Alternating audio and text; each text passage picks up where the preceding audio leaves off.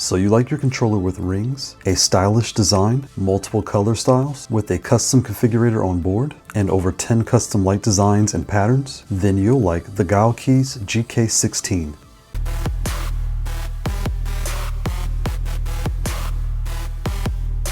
Hey guys, welcome back to the channel, and today we have the GuileKeys GK16 Black. So let's open this up and see what we got. So here we have our manual. And this is a big manual. So if you've seen the Dualpad Zen review, this is very similar. So you can see you do not want to lose this manual. And here we have our angled USB-C to USB cable. We have a USB 3 extender. We have our feet for our controller and extra screws. And here we have some adjustable metal feet that you can put on the bottom. So if you want to raise the front or raise the back, you have metal feet to do so. And we have 2 extra Kailh red switches. We have our replacement home and start button covers, and we have 1 small and 1 large extra keycap, and we have our wire switch puller.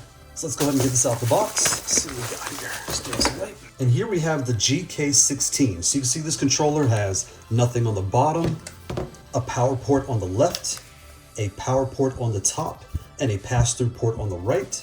We have a matte finish top here, and a clear acrylic base so you can add your own custom artwork. So we have our ringed controller here. So we have all smalls across the body, 1 large here on the bottom. These rings and the button are about 4/4 tall. The ring is about 2/4 tall, so it's 2 for the rings and then 2 to the top of the button. We have our home and start button to activate the controller. We have our screen and we have our directional options here. This screen is actually bigger than the screen I've seen before, so it's very nice and clear. So this button here will allow you to change the modes on the fly. So you can change your input mode, your profiles, you can change your colors.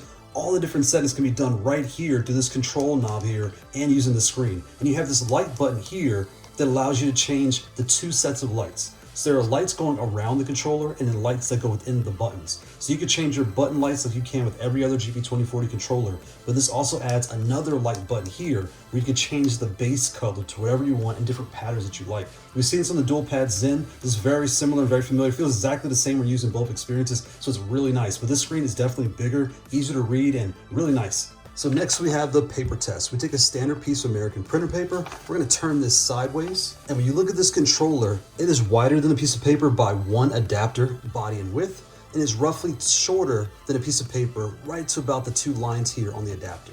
So how do we connect to our console? If you're on PlayStation 5, you'll have the Brooks Wingman FGC. You'll have the Mayflash Magic S Ultimate, the All Fight Sticks adapter, the Mayflash Magic Boot, and the Haute42 Booter 5. If you're on Xbox, you'll have the Brooks XB3, you'll have the Mayflash Magic X, and the Mayflash Magic Boot for Xbox. So how do we connect to our console? Out the box, you'll take your adapter, you'll connect to the end of the cord, connect this to your console, connect the power to the top or the side, press home and press start, and you'll be activated. Using any of these adapters or booters, you'll put them here in the pass-through port. You'll make sure the controller is in PS5 or Xbox mode. Just click in, go to the input settings and click the option you want. It'll reboot, you're ready to go. Take the power, connect to the top or the side. Take this, connect directly to your console, and you're good to go. So what do I think about this controller? I really like it. The build quality is really nice. In use, it feels very well put together. It's very sturdy, doesn't creak. And again, this directional here, it's one of those things where you know you might use it, but you're not sure. So when I'm switching consoles, I just plug it in, press the button, go to input modes, press it, it reboots into whatever mode I select, and it's ready to play. There's no trying to remember which button is which, all the different things. You don't have to worry about any of that. You just start playing. The rings feel very familiar like everything else, like the Zen or the R16. There's an extra layer in here. You can see this white layer. So when you're holding this controller, it doesn't creak or flex. It feels very sturdy. This comes with Kailh V2 red switches out the box. I went ahead and swapped these out for the white range switches. And when it comes to lighting, this thing is very bright. When you flip it over, the acrylic base shines nice and bright. You have 2 sets. Again, your buttons have their own color as every other controller does. But this extra button here, you'll cycle through the different options you have. It looks really nice and really clear. And I like the acrylic base where you can add your own custom artwork. Just make sure you cut a hole here for the reset button. Personally, I put artwork because the lights are very bright. You flip these over in the dark, they will light up the whole room. So let's get some things on the table and compare. And here we have the Haute42 R16 and the GuileKeys GK16.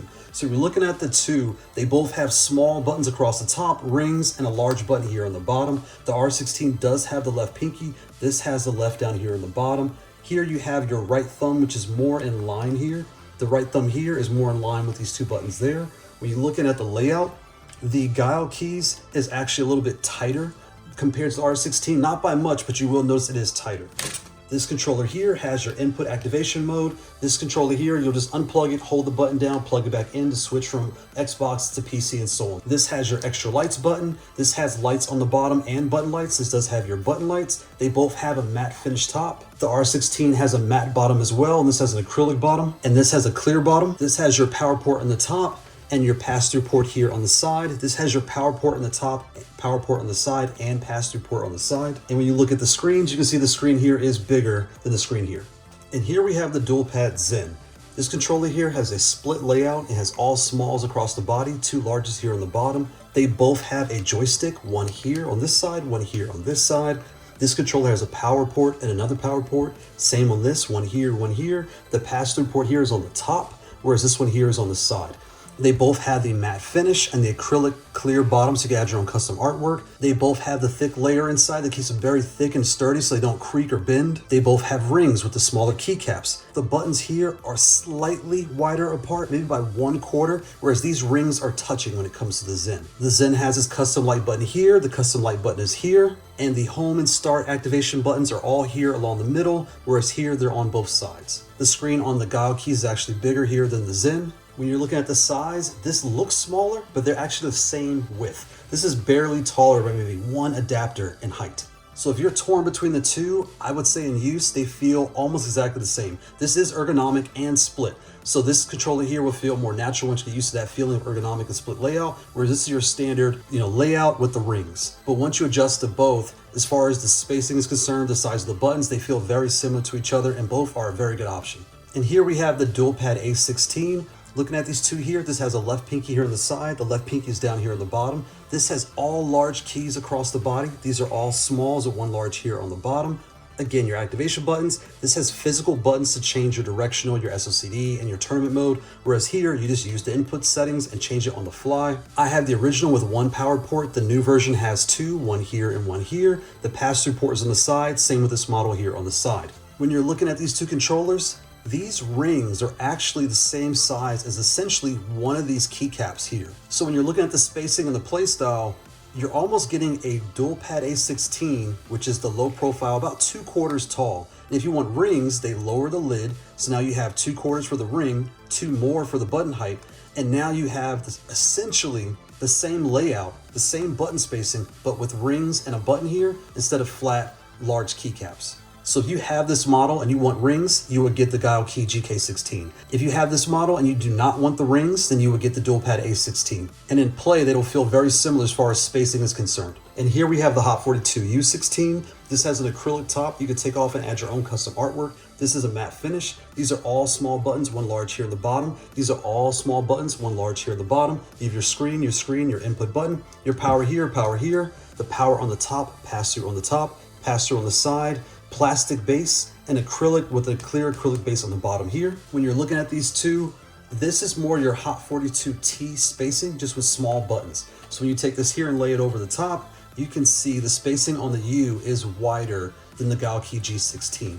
So if you like the U, but want your buttons closer together, you would like the GuileKeys G16. Here we have the Tikitaka S15. This controller has a matte finish, a matte bottom, matte finish, clear acrylic on the bottom, all smalls, one large on the bottom, all smalls, two larges here on the bottom, your screen here in input mode, no screen, pass-through port, no pass-through port, power, power, power, power, power. It says 2 powers, it says 3. Playing with these two, these rings actually sit slightly higher because they're attached to the actual switch. Here it's attached to the lid. So this sits 2/4 off the lid. The button is 4/4 off the lid. Whereas with this here, it's about 2/4 off the lid, and the button is about 1/4 up from the ring. So if you like to slide, the Tikitaka S15 is the best at that because the rings sit closer to the top of the button. Whereas every other ring controller I've tested so far, it is basically 2/4 for the ring and another 2/4 for the button. So it's 4/4 tall in height, whereas it's about 3 in height.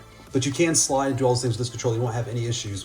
It feels just like every other ring controller, but that's how they feel compared to Tikitaka. This has your split layout, but it's not ergonomic. It's just a natural split, which is really nice. So if you're used to this, you just need a little more spacing. There's your space right there. They both have really good build quality, and that's how I compare the two. And that's the GuileKeys GK16. I think this is a really nice controller. It feels very good when you're playing with it. Again, it doesn't creak because it has the extra layer for really nice support between the acrylic layers. It has your input switch here, just like the Dualpad Zen. You can hit the button here and change all your modes on the fly. It has your 2 power ports on the top and the side, so the first thing to break on any controller is the USB-C port. So if it dies, you have a backup switch either on the side or the top here. It does have the pass-through port for pass-through. This feels very similar, very familiar to the Haute42 R16 or the Zen. It's kind of in the middle as far as spacing is concerned. I really like the large screen here. It's really easy to read and see everything, and your splash screen pops when it turns on. The extra lighting button is really nice and it's very bright, so I added artwork on the bottom of mine to dim the light a little. You also have your button lights. So again, it's full of customizations, very easy to set up and use. I think you're really gonna like it. So that's the GuileKeys GK16. Thanks GuileKeys for sending this out for review. Thanks for watching. Bye.